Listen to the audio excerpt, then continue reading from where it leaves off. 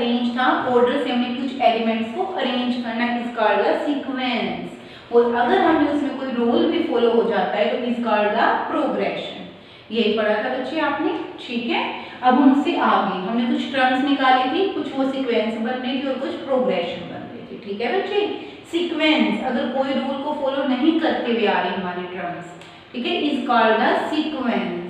और अगर हमारा कोई रूल भी साथ फॉलो हो रहा है कि क्या ऐड करके या क्या सब्ट्रैक्ट करके हमारा कोई नंबर्स बनता चला जा रहा है रूल के according, is called the progression, ठीक है।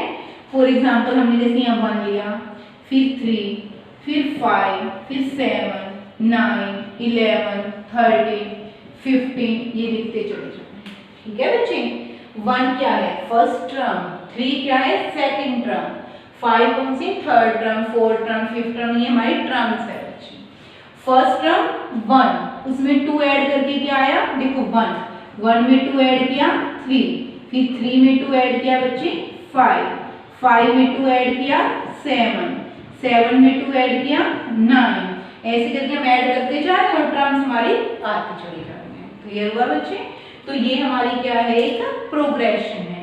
अब ये किस टाइप का प्रोग्रेशन है, जो इसमें हमने ऐड किया इज द सेम नंबर, तो वो नंबर हमारा हमेशा सेम रहेगा, तो हम इस टाइप के प्रोग्रेशन को बोलते हैं अर्थमेटिक प्रोग्रेशन।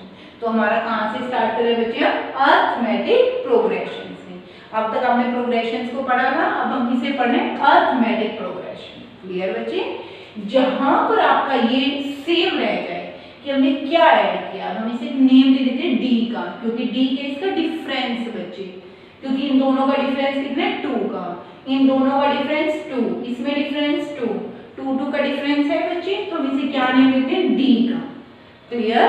तो इज द अर्थमेटिक प्रोग्रेशन जिसमें आपका डिफरेंस सेम रह जाए, ठीक है। अब ये डी निकालते कैसे, डी आपका क्या बच्चे, डिफरेंस है आपकी टर्म्स के बीच में, और ये T1, इसे नेम देते हैं T2 का, फिर T3, T4, T5, T6, ये हमारे टर्म्स चलते चले जाते हैं। क्लियर? ये जो D है बच्चे, second terms minus first term, ठीक है। फिर यही D को हम ये कह सकते हैं third term minus second term, fourth terms minus third term, जो ये डिफरेंस है इसी को हमने क्या लिख दिया, D। क्लियर हुआ? और इसे हम A1 A2 से भी डिनोट कर देते हैं बच्चे, A1, फिर A2, A3, A4, A5, ठीक है बच्चे। तो ये सारे हमारे टर्म्स है, चाहे T1 T2 बोलो या A1 A2 बोलो। तो अब D हमारा किसके इक्वल हो जाएगा, A2 माइनस A1, ठीक है, या A3 माइनस A2 बोल दो। क्लियर ना? तो ये सारे डिफरेंस हमारे क्या रहते हैं, सेम रहते हैं, क्योंकि इनके बीच में आपने देखा होगा सेम डिफरेंस। आपको कोई भी सीक्वेंस लेकर ये पूछ ले क्या ये अरिथमेटिकल प्रोग्रेशन है या नहीं है, तो आप कैसे पता करेंगे बच्चों, उनका डिफरेंस फाइंड करनी है। अगर उनके बीच का डिफरेंस सेम आ रहा है तो इज द अरिथमेटिकल प्रोग्रेशन, अगर नहीं आ रहा तो is not a arithmetic progression. Clear है बच्चे? देखें अब ध्यान से। अभी आपको बताया कि फर्स्ट टर्म हमारी क्या है, A1, A2, A3, A4, A5, हमने ऐसे लिखी बच्चे, ठीक है। A1 हमारी फर्स्ट टर्म या T1 बोल दो या A1 बोल दो या A बोल दो, ये सारी हमारी क्या है, फर्स्ट टर्म से डिनोट करते हैं। अब सेकंड टर्म्स कैसे आई होगी बच्चे, फर्स्ट टर्म के अंदर D ऐड करके आई होगी, और फर्स्ट टर्म को हमने नेम दिया A का, तो हम इसे A प्लस D बोल देते हैं।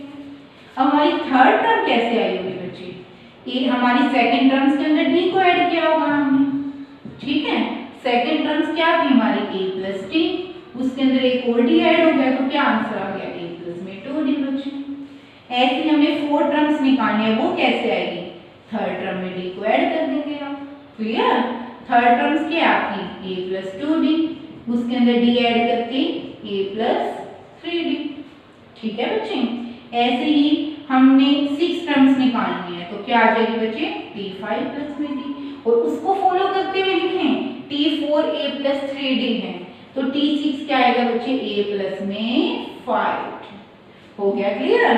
ऐसे ही अगर हम जनरल टर्म्स लिखना चाहते हैं यहाँ पर, जिसकी हेल्प से हम कोई भी टर्म्स निकाल सकते हैं, तो वो जनरल टर्म्स है Tn, किसके इक्वल आ जाएगा बच्चे, A प्लस, A कम है बच्चे थर्ड टर्म निकाली थी तो 2, फोर्थ निकाली थी 3, 6 निकाली थी तो 5, अब nth निकाले तो a plus n minus 1 into d is called the nth term and general terms। Okay बच्चे, तो हम इसे क्या बोलते हैं, nth terms या general terms। कोई भी terms हम अब यहाँ से फाइंड कर सकते हैं। यहाँ तक क्लियर हुआ? तो इसकी जनरल टर्म्स क्या है, Tn is equal to a plus n minus 1 into d is called the general term। तो आप इसको इससे याद रखें, ठीक है बच्चे। अब आपकी AP किसमें कन्वर्ट हुई, देखना ध्यान से। क्लियर है यहाँ तक? ठीक है। हमारी फर्स्ट टर्म्स क्या थी बच्चे, a plus d, a plus 2d, a plus 3d। चलते चलते कहां तक जाएगी बच्चे, a plus n minus 1 into d। हुआ क्लियर? तो ये हमारी फर्स्ट टर्म, ये सेकेंड, ये थर्ड, ये फोर्थ और ये हमारी nth टर्म। ठीक है बच्चे, तो वो हमारी जनरल टर्म्स है जिसे आप Tn से या an से याद रखेंगे, a plus n minus 1 into d। समझ आ गया और कैसे आए? ठीक है बच्चे। अब यहाँ से कोई कहे हमें तो 30th टर्म निकालनी है, तो A30 या T30 कैसे निकलेगी बच्चे, n को 30 रखो, a plus 30 minus 1 29 भी। हो गया क्लियर? ठीक है बच्चे। ठीक है, अब कोई क्वेश्चन उठाते हैं, देखना एक बार ध्यान से। हमने कोई भी टर्म्स ली, ठीक है, 1 5 9 13 17, ठीक है। पहले तो ये बताएं कि क्या ये अरिथमेटिकल प्रोग्रेशन है या नहीं है। देखते हैं बच्चे, 5 में से 1 गए 4, 9 में से 5 गए 4, 13 में से 9 गए 4, 17 में से 13 गए 4। Yes, is the arithmetic progression. Clear सबको? सबका डिफरेंस क्या है बच्चे, सेम। यहाँ पर a क्या है, 1, फर्स्ट टर्म इज द 1, और कोई मुझे कि d क्या है, यहाँ पर कॉमन डिफरेंस कैसे बताया था, second term minus first term. Second terms कितनी है बच्चे, 5 minus 1। आगे तो सेम ही है सबका डिफरेंस, बस एक निकालना है। तो हमारा डिफरेंस कितना आ गया, 4। अब हमें कोई यहाँ पर कहते हैं कि इसकी 25 टर्म्स क्या है, तो A25 क्या आएगा बच्चे, फॉर्मूले के अकॉर्डिंग जनरल रूल आपको सबको पता है। तो क्या टर्म्स बन जाएगी, a plus 25 minus 1 24।